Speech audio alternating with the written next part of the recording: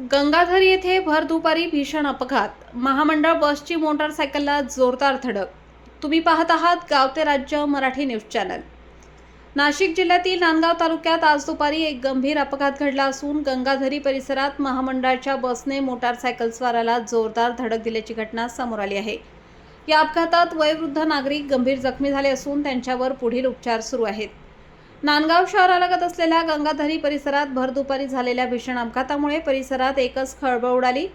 मिळालेल्या माहितीनुसार पाचोरा येथून येणारी महाराष्ट्र राज्य मार्ग परिवहन महामंडळाची बस क्रमांक MH14 MH5235 ही गंगाधरी मार्गावरून जात असताना समोरून येणाऱ्या मोटारसायकलला जोरदार धडक बसली.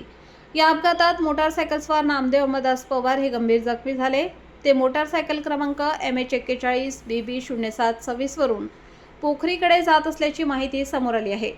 अपघात इतका गंभीर होता की धडकेनंतर जखमी रस्त्यावर कोसळले. घटनेची माहिती मिळताच स्थानिक नागरिकांनी तात्काळ मदतीसाठी धाव घेत जखमींना नांदगाव ग्रामीण रुग्णालयात दाखल केले. मात्र जखमींची प्रकृती चिंताजनक असल्याने वैद्यकीय अधिकाऱ्यांनी त्यांना पुढील उपचारासाठी 40गाव येथील रुग्णालयात हलवण्याचा निर्णय घेतला.